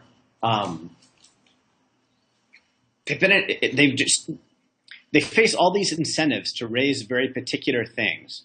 And I don't know, I'm making a muddled point now, too, that I haven't completely thought through. Yeah. Well, the signaling issue is certainly there. And like I say, once you're in that equilibrium, there's a tendency for it to continue to perpetuate itself. So were you to object to that preface of a ceremony of some kind, all the land we stand on now, or we sit at now, has been stolen from the native people or from this tribe of people or whatever. I mean, I've heard that in Canada. I've heard that incantation in Australia when I've been at conferences in the top floor of a downtown bank building in Sydney, Australia. And, the person introduces the conference, which is about equity and justice and multi-ethnic societies, introduces the conference with this incantation that, the land we sit on now is, the Native American, or in this case, Australian indigenous. And I kept thinking, no, I'm on the top floor of an office building, and it was built by, by Europeans. I mean, that's the land that I'm actually sitting on. And I kept thinking, and of course I wouldn't say anything, owned. So let's see if are we going to take that seriously, this concept of ownership? Because I actually don't think the concept of ownership of land had any place within the worldview and the culture of these original people to whom you refer. Or people will say the country was built on the backs of slave labor. And I understand the thing that they're gesturing toward, which was that a huge historic crime of the expropriation of surplus value from the labor of chattel people who were traded as if they were cows and horses, was a constituent part of the history of the country. But the country was also built on the back of free labor. And that free labor lived in tenements and was paid a very low wage and had to organize into unions and constitute mass movements in order to get a place at the table, and so forth and so on. There's a whole lot of exploitation out there, of which the exploitation of the slaves is one. The idea that a vast country, now 300 million people, a continental nation, was built on the backs, and there are many tributaries feeding this river, one of which was the exploitation of the slaves. That's now been elevated to the primal historical expropriation. Really? I mean, you want to put some numbers on that? I mean, let's when I think about my own reaction now thinking through it and listening to what you say, here's what I think bothers me about the beginning of that statement. That I think there are instances, right, where you can point to a historic injustice. So, okay, so my colleague Ta-Nehisi's was it his reparations piece? His reparations piece, right? He goes and he looks at housing discrimination in these neighborhoods in Chicago. Yeah. And, there are instances where you could go and find the exact people who were forced out of their house, right? You could go find someone whose family has owned a house for generations, and you could say, okay, you probably are this much wealthier because of this injustice, right? Yeah. So there are these instances where you can look at historic crimes and you can figure out, here's how this plays out today. Maybe here's a corporation that was around when the Nazis were around, and we know that it has a certain amount of wealth today because of this. There's all kinds of cases like that. Right. When it comes to the expropriation of Native American land and these students, these 18 and 19-year-olds at Western Washington University, right? To raise this now seems to imply some kind of, like, I would have more respect for it if it was like the university appropriated this land and took it from these people, and now we should set aside some of this land for that tribe that still exists, right? Like, if it has some modern day relevance, I'm perfectly fine with raising it. I may disagree or agree with the argument, right? But even a radical call for like, well, let's do this thing because of this is an argument. What I want to resist is just invoking history as some kind of a like collective burden of guilt that the students of Western Washington University should have about the expropriation of land. And the reason that I want to resist this isn't because I want to whitewash history. I actually want, more than is the case in many high schools, to look at American history as it is, with all of its awful things that happen. But what I want to resist is this idea of that students sitting around at Western Washington right now should feel guilty about the expropriation of Native, because they had nothing to do with it. They weren't there. And the reason why I think it's damaging is because some people are going to react to that feeling of guilt by saying, okay, well, is there a reservation nearby? Is there poverty there? I'm going to vote for policies that are going to help these people. And that's, if there are people hurting there, they should have it, whether people feel guilty or not, right? But other people are going to react to this. They're going to react to the idea of it in a pernicious way. They're going to say, look, I'm going to dismiss any historic injustices because I feel like I'm going to lose out if I acknowledge them. You're going to make me feel guilty. Well, then I'm not going to acknowledge the thorniness of history, right? To me, it's a double-edged sword in the same way that I think I've talked to you about this before. The people that want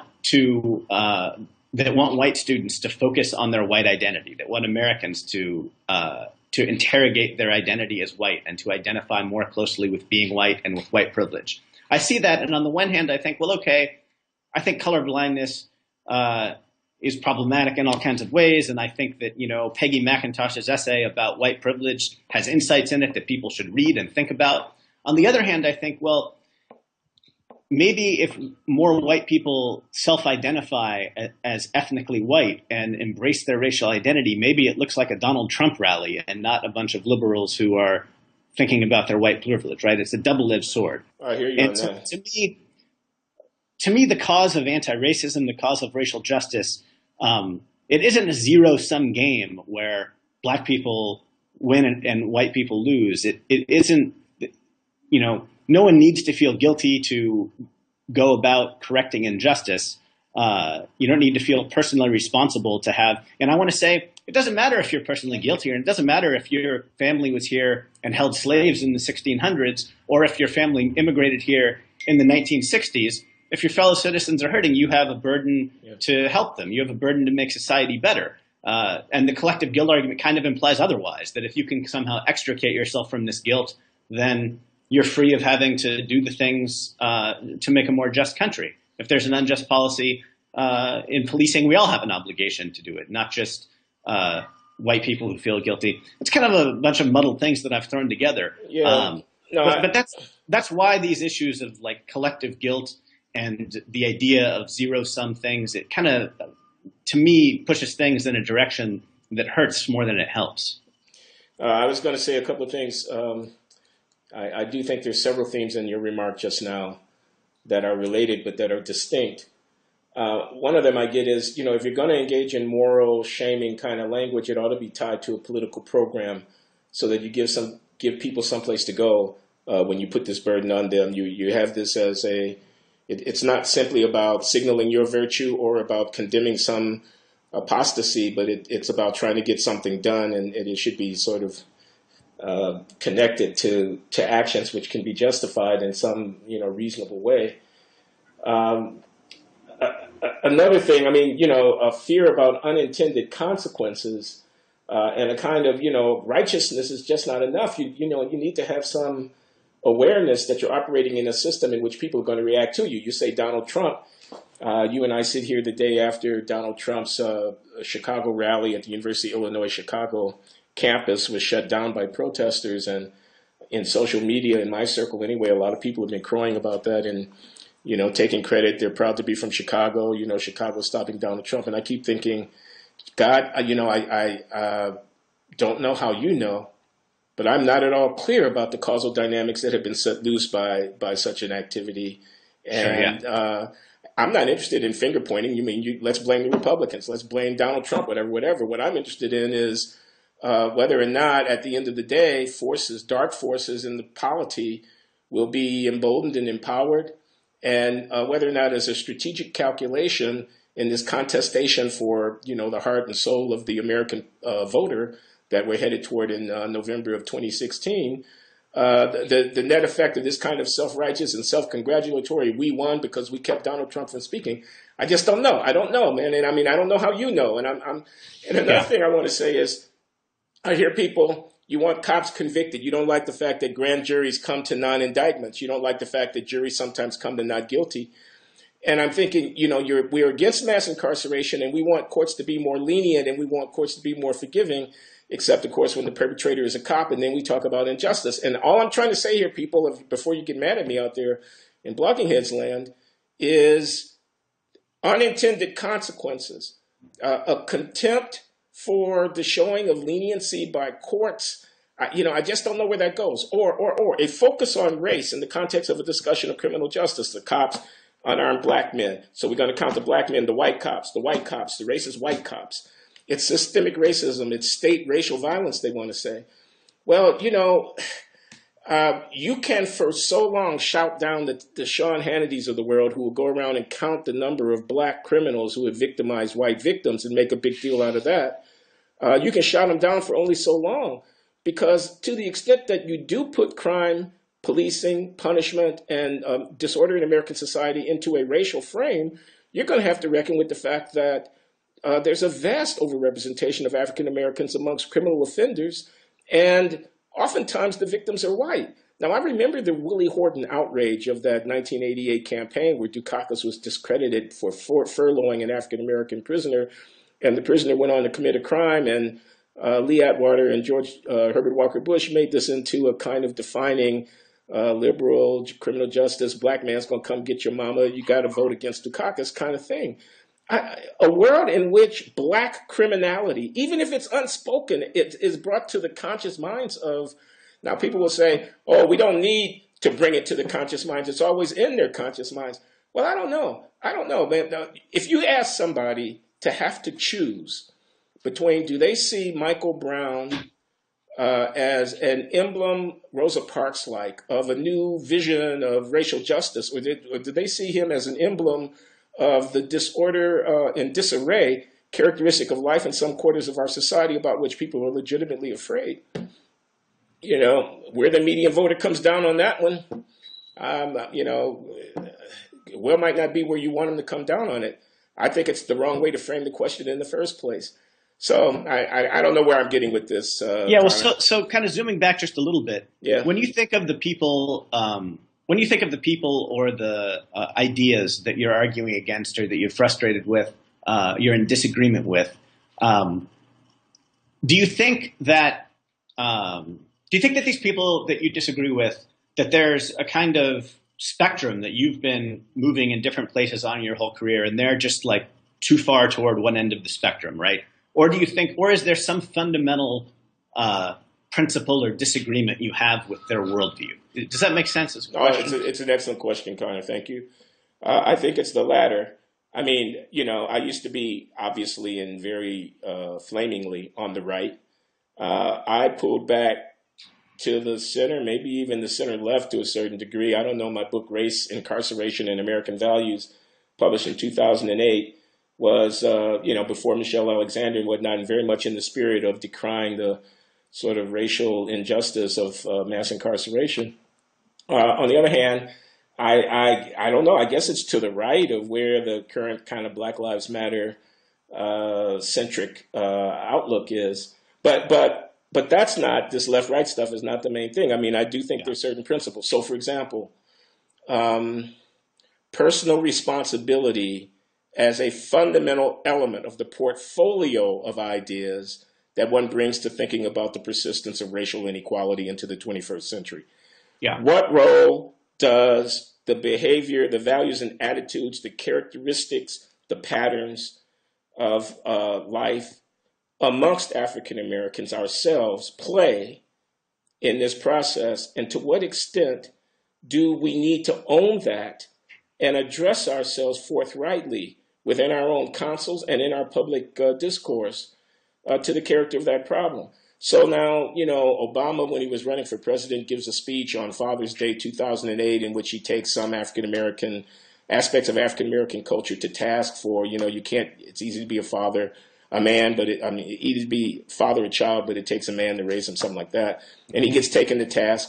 Bill Cosby, of course, is completely discredited because of his completely contemptible behavior.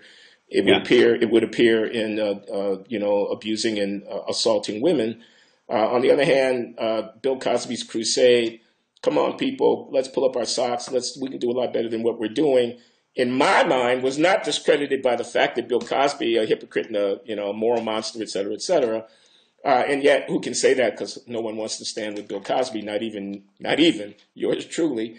But you say fundamental ideas. And so this idea that we need to, for whatever the white society, the larger society is going to do, we need to confront, take responsibility for, and reverse patterns within our own communities and in our families and in the way in which we're living that are not helping in terms of achieving what we want to achieve in our life. That can't be affirmed as consistent with anybody's principled ethical code, that et cetera, et cetera. This is a fundamental thing I think that I'm in conflict with. Another thing, it has to do with I take American nationalism seriously. I mean, I think African Americans are part of the we. I think we have a responsibility to affirm the we. This quasi-separatist, quasi-black nationalist kind of, standing apart with one's arms folded vis-a-vis the American state, this kind of easy faux radicalism in which we reject the very institutional framework that permits us to prosper and integration into which ought to be our goal. I mean, I understand you're sitting with your nose pressed on the candy store window for so many generations. There is inequality, there's exclusion, and there's injustice. Why wouldn't you be contemptuous of and furious about and alienated from the beast? Why wouldn't it be capitalism becomes a beast? This is infantile. This is feckless in my mind intellectually. Capitalism is the beast? I mean, capitalism is flawed in the ways in which it's flawed. On the other hand, it's also the foundation on which our prosperity rests. I mean, you gotta have a more subtle argument than that. Ta-Nehisi's dismissal of the American dream. I mean, by which he's dismissing the historical process of incorporation that has worked over and over and over and over again in the creation of the modern American political economy, of bringing people from the outside in toward the center. What's the alternative for African Americans other than believing in and making the American dream a reality for themselves? Where exactly would we be going but for the American dream? Is the argument really that we're going to sit here with our fingers wagging in the face of the great American colossus, insisting upon our entitlement from history without any sense of the possibility or indeed the eventuality of our full improper incorporation. I think history gives the lie to that. I think Barack Obama's election gives the lie to that. I think, notwithstanding all the problems, the advent of a stable African American middle class with the problems, with the wealth disparities and all, gives a lie to that. And moreover, I think the experience of many, many, many groups of people who are not European in origin, but whose story, or are not at the center of the European hegemon here, but whose story is one of progress, incorporation, and assimilation, gives the lie to that. The country's much more open and much more interesting than this kind of naysaying. So on that, if you call that a matter of principle, I think my discontent is very clear. This. Well, yeah. Okay. Go on. I'll stop. So to me, your fundamental disagreement with Ta-Nehisi, I don't know exactly what he would say about what you put as the American dream looking forward. Maybe his answer would be, well, if we had redressed for past injustices in the fashion of reparations, as I say, then there is a place for African American. But I don't want to attribute that to him. I don't know if that's what he would say. But I think your fundamental disagreement with him is his notion, basically, that if you fix white supremacy, then that's enough, and then Black America can flourish. And I take you to be saying, I don't deny that there is white supremacy. I'm not against fixing it, but there's these other problems too, and some of it is in the hands of Black America to address, these various problems that you've talked about. Is that a correct? Have I articulated your view? Correctly? I think Ta-Nehisi can be quoted as having said someplace, "There's nothing wrong with Black America, or nothing wrong with Black folks that ending white supremacy wouldn't fix." That may be a paraphrase of not an exact quotation, and I do reject that. I reject the surrender of agency. I mean, there's a lot wrong with Black folk, quote unquote, wrong with Black folk, quote, put in inverted commas. I'm not talking about intrinsic inferiority or moral, decadence as a characteristic of African Americans per se, but I'm saying, the homicide rate in certain districts of certain parts of it, there's something wrong with that. I'm saying 3/4 of kids born out of wedlock is not healthy in the long term for the social economy of a people. And I'm saying a lot of other things beside. I think there's a lot wrong with Black folks that Black folks can fix, white supremacy being whatever it is that it might be. And I'm saying the, as it were, placing of the power of white supremacy in this position of determination over the fates of African Americans surrenders a kind of agency. Again, that would be written off as being naive. Do you not understand the weight of history? Can you not see what the power that has been established and the disparities that have come into existence do day to day to crush the hopes of Black people and whatnot? I can see some hopes crushed. I can also see some dreams being fulfilled. I have a great deal more faith in the capacity of African Americans to do what other peoples have done. You're going to tell me there's no comparison? I'm going to say, okay, there's no comparison. It's very difficult to compare. On the other hand, to take the position that African American suffering, exclusion, degradation, discrimination against, and so forth has no parallels of such a character is a qualitatively different thing. I would reject that both as an historical interpretation about the American experience based upon the record, but also as an existential stance for African Americans to take vis-a-vis our own past and future. It seems to build defeat and dependency into the cake. So I'm in a very different position on that one. Yeah. Yeah, well, it's interesting because there's a strain in Ta-Nehisi's writing where he's talking about Howard University, for example, and his experience there, and that institution as a wonderful thing in American life, where you see some acceptance of the idea of something other than reaction to white supremacy, right? Of a Black institution building up and saying, this is what we need to do as a community, and et cetera, et cetera. Another question I think is, and just stepping away from Ta-Nehisi, but on a slightly related note,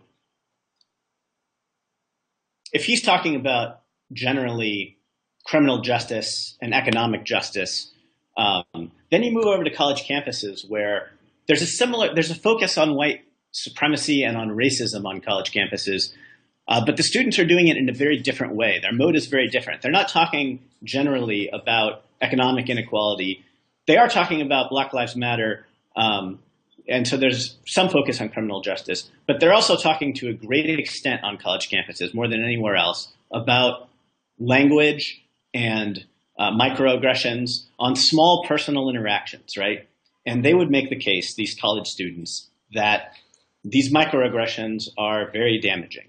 That if you are a college student who gets to Yale and you're asked for your ID on your third day there by the security people in a way that a white student wouldn't be asked, and then later you're sitting in a professor's classroom and you get an A on a paper and you register a look of surprise in the eyes of that professor, and you think, oh, it's because I'm Black. Or, John McWhorter told a story during that debate about going into a German class if you have that experience, right? Yeah. And part of what students are saying on college campuses is the aggregation of these small things adds up to a psychological burden that is causing students to be mentally ill, that requires more, one of the demands you see across these different campuses is like we need more mental health services, and especially Black and Hispanic psychologists who can have the cultural understanding to deal with these particular students. We need safe spaces.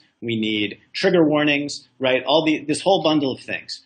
And, I see John certainly saying, well, look, I was on a campus at a time when this was worse, and I don't think that you do need all of these things. And but like, what do you think about this argument that students are making? And, to what extent is their focus on language misguided, and to what extent is it appropriate? Is there really something going on here that's affecting large populations of students? Is the focus on, what do you think about this whole set of demands that's driving not all of campus protests, but I think a significant portion of them? Yeah, my provost at Brown, who's a personal friend, wrote to me early in my vituperations and objection to some of the stuff going on campus, and on our campus in particular, where I thought the students were overstepping or were becoming hysterical in their denunciations of the entrenched racist character of Brown's campus, which I didn't see. His response to me was, you have no idea what these kids are going through. And he had been meeting with students at our university and had been hearing, people's reports about various things like, walking into a German class and the professor saying, what are you doing here? You must be in the wrong room, or something like the story that John was telling. But other things, the casual use of words in the classroom that make the students feel uncomfortable, the attitudes of some of the fellow students in discussions in class in which kind of racist stereotypes were being trafficked in, and so on. He said, you just have no idea. We do have to take these things seriously. And that was, to a certain extent, a revelation to me. I mean, and it may only speak to the fact of, age and social location and whatnot. Maybe I'm alienated from these features of student life. So I don't want to be dismissive about it. I don't think John McWhorter, my friend and conversation partner here at Blogging Heads, was himself being dismissive when, in the context of talking about his own encounter with this kind of thing years ago when he was a student, saying it was, what does he say, like the gum on my shoe. In other words, I know it's a bad thing, it's unpleasant, but I'm not going to let it define me, and I'm not going to let it run me out of town. And it's easy for somebody like me, who's so many decades past being a student and, came along at a different time, to tell these kids, well, they need to suck it in, be more resilient, and not let it define themselves. So I hesitate to say that. I don't want to see the institution destroyed in an effort to accommodate their legitimate concerns about not being placed in this or that position of discomfort. I don't want to elevate their comfort to the highest ideal of what my pedagogy. That's one point. I don't want to see the institution impaired, so-called free speech, and so I don't want, to find myself in a world in which faculty basically are being indoctrinated on the substantive matters that they can and cannot entertain in a classroom, because we think that certain not particularly well-informed but nevertheless popular conceptions about what should and shouldn't be said have to be respected. Otherwise, people's feelings will be hurt.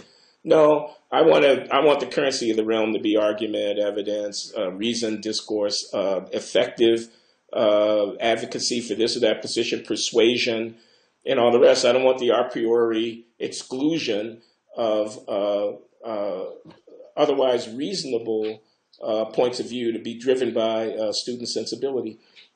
But the other thing I was going to say is I think we owe students more than simply placating their presuppositions. I mean, at Brown recently, the Yale sociologist Elijah Anderson, who's an African American and who does ethnography in inner city communities, his book was being used in a class, and the professor in the class was basically called a racist by one of his African American students for using the book, because the book has a unvarnished description of social life in the lower income inner city North Philadelphia neighborhood that Anderson investigated. And Anderson points out that the nature of sex life between adolescent boys and girls, that the involvement in the drug trafficking and whatnot, that the repairing the violence as a means of settlement of dispute, and that other things seem to constitute a kind of nexus of sort of cultural orientations and reactions that was problematic and that forced the residents to kind of identify either in a street or what he called, Anderson, a decent orientation. Now, this is Anderson. I'm not necessarily defending everything he says, but I'm saying the idea that because there are students in the classroom for whom that kind of discussion about inner city life, which might draw the wrong kind of reaction from their white fellow classmates that makes them feel uncomfortable, which might produce conversations about the character of African American social life, which are just difficult for people coming out of that milieu or closely connected to it to endure when those are conversations amongst privileged upper middle class whites from, the wealthier quarters of American society, who would be the preponderance of students at Brown. Those feelings can't be allowed to dominate, and the feelings of discomfort, they have to be respected, but they also have to be challenged. And I think we disserve the students if we don't teach them the capacity to react with words, react with arguments, react with their own well-reasoned positions, interrogate their own initial reactions, things of this kind. I don't want to, quote, pamper them, close quote, even as I want to honor what my provost is telling me and what I'm hearing from other quarters, including yourself, that these difficulties confronting students of color in certain elite educational environments are real for them. Yes, they are real for them, but in acknowledging that, I can't submit the core values of the institution to revision in order to accommodate you. I don't believe the core values of this enlightened institution are intrinsically racist. Rather, I think they're the only way at the end of the day that one defeats racism through reason, argument, evidence, and the like. And second, you didn't come here to feel good. Okay, I hear you. Okay, egregious, we got to address that. But at the end of the day, this is not about how you feel. It's about how you think. It's about what you know. Yeah. One question I've been putting to students I've been really trying to figure out what is the reality of the campus climate at different schools. And I confess that I've not come close to doing it. Even talking to Black students at the same institution in the same year, some tell me, here are these 3 or 4 experiences that I have, some of which are pretty egregious, some of which are minor. And then other students I'll talk to and they say, no, I don't really see it. I've had good experiences. And of course, there's going to be, that's going to happen no matter what. Different students have different experiences, and they're both true. And I agree with you that core values of the institution, free speech, academic freedom, are in fact not at odds with creating a permissible or a optimal campus climate. They're, I think, ultimately consistent with it. And I have studied that the most with free speech, and how free speech codes have speech codes have been used to punish minority students in the past when they were put into practice. But one thing that I put to students that seems to be one of these questions that I found that kind of makes them rethink their own view of this is, I say, imagine a student coming from a religious background, and maybe they grew up on a farm in a rural area, and they're coming to college for the first time, and their family believes in creationism and believes that evolution, to be taught evolution, to believe in evolution, isn't just wrongheaded and offensive. It's literally, it could lead you to go to hell if you accept this belief. It could lead, they genuinely believe that eternal torment awaits anyone who is convinced by this thing that their professor in their class is saying, and who is dismissing as completely false the idea that they've been raised with all 18 years. And I assume among these students we can agree that evolution is in fact a thing, that creationism, the book of Genesis is not the literal account of how the universe was made. Yeah. And so I say to these students, so we can agree that this idea is really going to make this student uncomfortable. We can also agree in this case that the idea is true, that evolution should be taught in classes. So how do you account for, we should teach this thing that makes this student, given their background, very uncomfortable. And they tend to not be able to, it tends to challenge their assumptions, let me just say. I think it's a great example because, after all, it's not just about a particular theological doctrine like creationism. Theism itself, religiosity, coming as a devout person is a deeply countercultural stance in the secular academy that I'm familiar with. I can imagine that a kind of casual atheism probably insinuates itself into a lot of the lectures that kids who are believers and who are devout within their faith traditions encounter. I could see safe space for believers as, protect me from the atheists who are, presuming an authority of, expertise and truth as a cover for justification for their contempt for my belief and their dismissal of this 1,000-year-old tradition in which I understand myself to be a part. If we got into the business of protecting people's subjective understandings of their identity from assault by ideas contrary thereto that are propounded from the lectern or the podium in a university, students of color would be not the first or not even the second or maybe not even the third set of communities that I might imagine would warrant to be so protected. The fight, this is not the same thing at all. This is a different example, but I'm thinking about the Jewish students who are Zionists confronted with a overwhelming political sensibility for the plight of the Palestinians that characterizes political life and pedagogic orientation in a lot of American higher education. Of course, there are other voices. I'm not stating my own particular opinion about the Middle East conflict and calling attention to this. I'm not without sympathy for the Palestinians myself, is what I mean to say. But what I mean to say is I could see a student saying, and it has been said, but not with the same cachet, not with the same degree of moral authority, I'm made to feel profoundly uncomfortable by the attitude taken toward Zionism and whatever by the zeitgeist on the campus today. And I could see people saying, yeah, well, but let's look at the state of Israel. There's an arguable question about what they're doing. And of course, solidarity with the Palestinian people, solidarity with them is a political stance not dissimilar to solidarity with the blacks of South Africa in an earlier time on behalf of anti-apartheid stance. And just get used to it. You got to get used to it. Yeah. So I'm hard pressed to find the principled understanding about what the university is that clearly discriminates between that Jewish Zionist-oriented student's discomfort on the one hand and the kid from an inner city community who doesn't like the way in which life in the ghetto is being talked about by a certain, maybe relatively culturally conservative ethnographer on the other. Maybe there is a clear distinction there, but I'm hard pressed to see it. In response to both, I kind of want to say, not unkindly, not unsympathetically, you got to deal with it.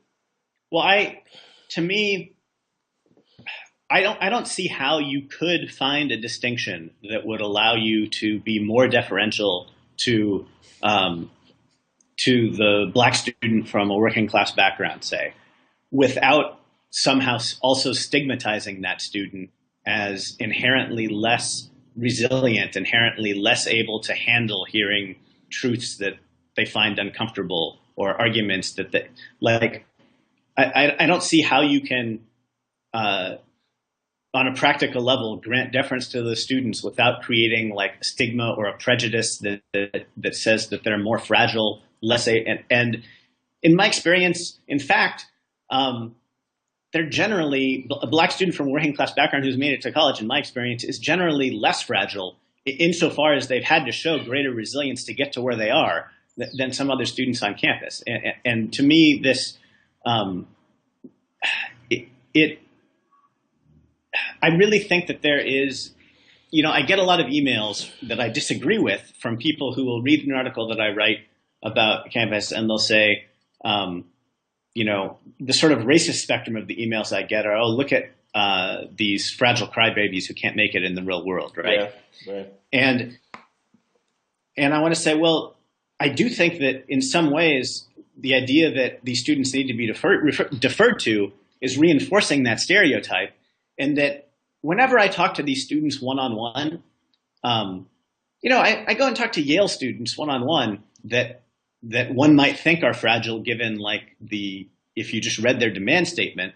And, invariably these students are at Yale. I find that they, got 5 hours of sleep for 4 years of high school because they were in every activity under the sun, and some of them were working jobs even as they were getting straight A's and leading the debate. And they're tremendously impressive people. If you talk to them one, there's no denying that they, and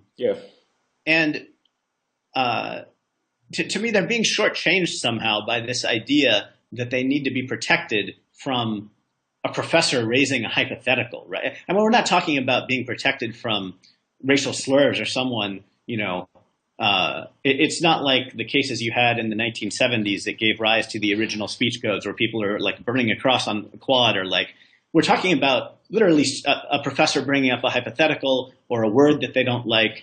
We're not talking about anything at the far extreme of cases.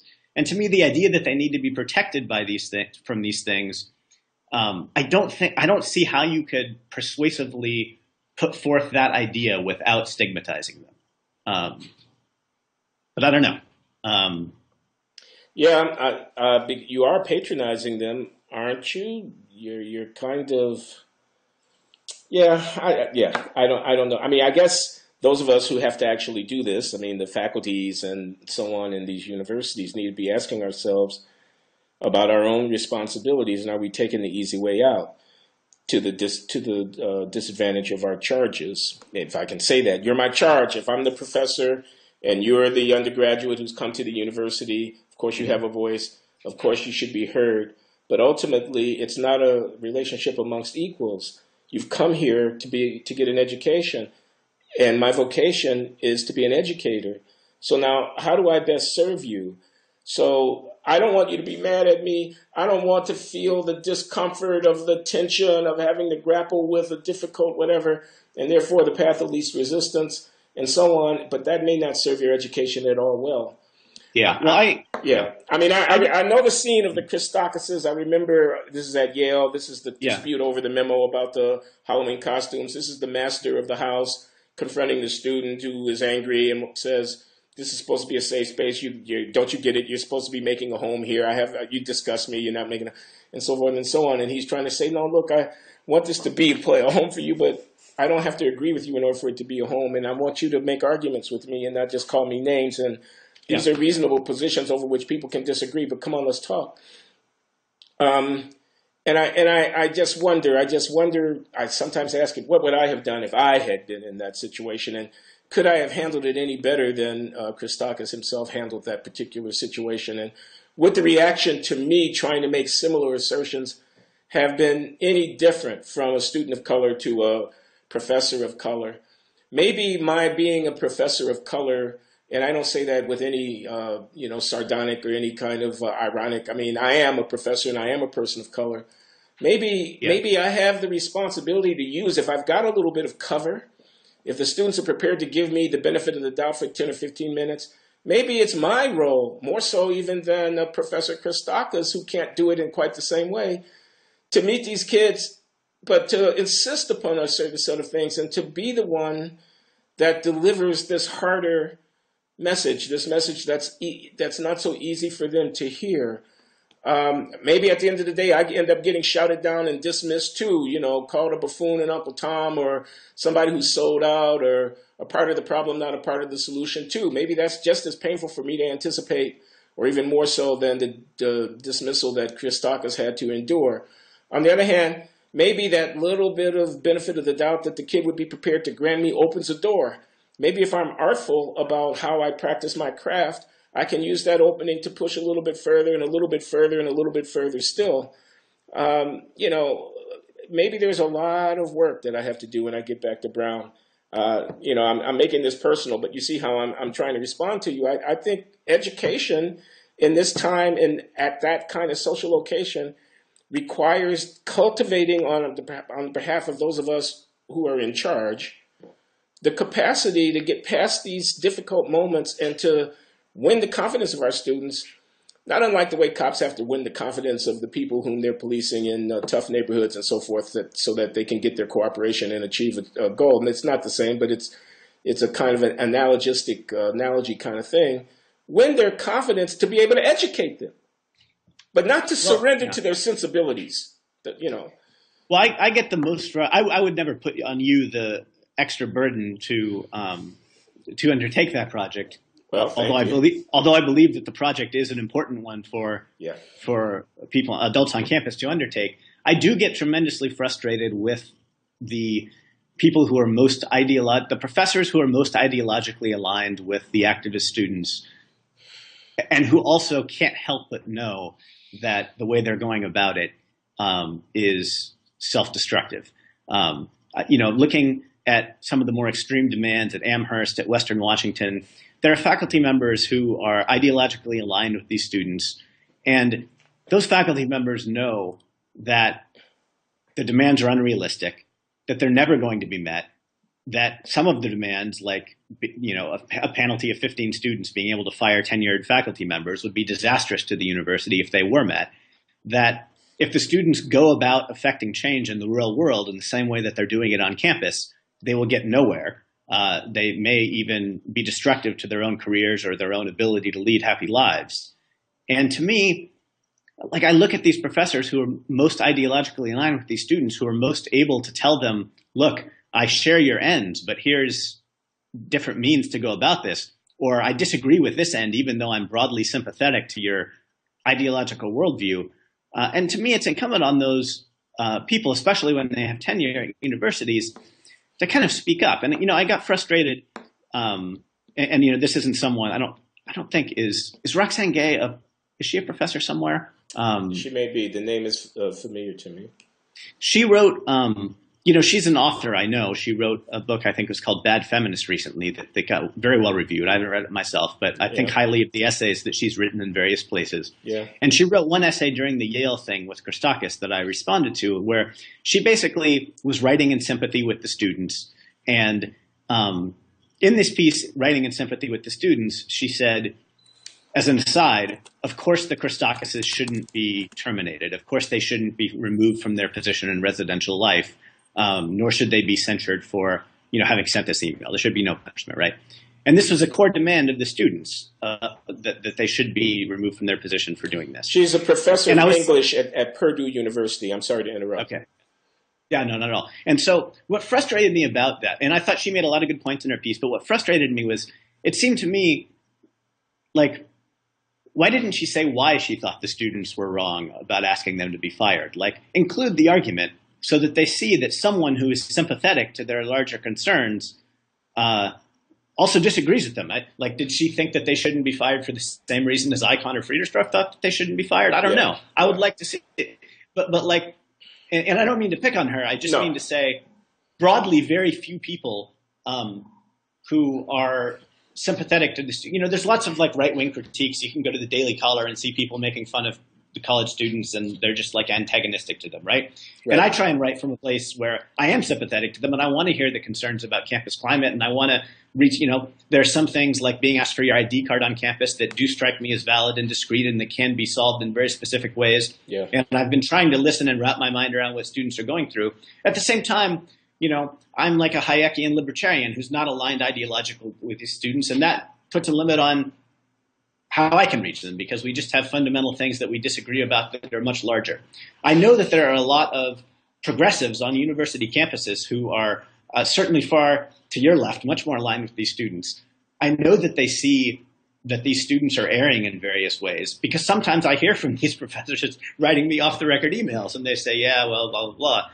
And like, I just feel like the students are being disturbed by having no one in these environments who are like making those kinds of intra-progressive critiques. And it reminds me, I covered movement conservatism for so long. It reminds me so much of the unwillingness of intellectuals in the conservative movement to tell the Rush Limbaugh audience things that they don't want to hear, right? Like, yeah, there's media bias, but the New York Times isn't actually full of lies all the time and out to get you on everything. Like, there's a sort of there's a point at which solidarity gets to be patronizing, and like, so that's such a nice point, Connor. I'm thinking about my friend and former colleague Stephen Tellis, political scientist at Johns Hopkins University. He has a book out. It's co-authored, and I'm sorry, Dagan, D-A-G-A-N is the other author. I don't remember his first name. Called Prison Break, and I'll make a long story short here because we've been going on for 2 hours. He chronicles the dynamics within the conservative movement that led to the advent of an acknowledgement of the excesses of mass incarceration and the need for serious reform, even in so conservative a quarter as the Koch brothers, philanthropic empire. And this issue of how criticism happens within movements is one of the things that occupies him in his chronicle of this specific example, which is changed attitudes toward policing, prison, and incarceration, mostly toward prison and incarceration amongst some conservatives who've joined the reform bandwagon. And, there's some first order things that are very simple that you can say, I want to maintain credibility with my followers. I don't want to be the first one if we haven't yet moved into this consensus of an attitude to be the first one to sound an argument that is the same kind of argument that our opponents have been making. So I don't do it. Or my career, my envision of how my prospering within this constellation of political forces will take place could be impaired by being identified as a naysayer or something like that. And he also wants to identify positive, Stephen Tellis' work I'm describing now, conditions that would facilitate this kind of move, that would allow for air to enter and for, so a lot of it has to do with how a movement is situated vis-a-vis its opponents and where space can open up. I can't recapitulate his argument here, but I see a basic question about institutional dynamics, the sort of sociology and politics, psychology of these kinds of mass undertakings that where a movement can go off the rails because it doesn't accommodate the criticism. I'm reminded of the classic Albert Hirschman book, Exit, Voice, and Loyalty, about how reform takes place within movements. Only if voice, that is, the speaking out contrary to what the current view might be, can take place without seeming to be an act of disloyalty, or only if those who are prepared to risk being seen to be disloyal have the courage to nevertheless, they have a loyalty that transcends their own self-interest, a loyalty to the kind of integrity and health of the movement for which they're prepared in a way to sacrifice their particular individual standing by speaking out against the zeitgeist nonetheless. That may sound self-aggrandizing, folks. It may sound like that's the way I'm describing my own role in this process, and you may be right that may be the way I'm thinking about it. But anyway, Connor, I think we got a couple hours under our belt here, and I'm really grateful for your time. I really am. It was my pleasure, and I'm if I can help along the memoir, I'm happy to do so because I want to read it. So let's try and get it on shelves, and we'll all benefit. Okay.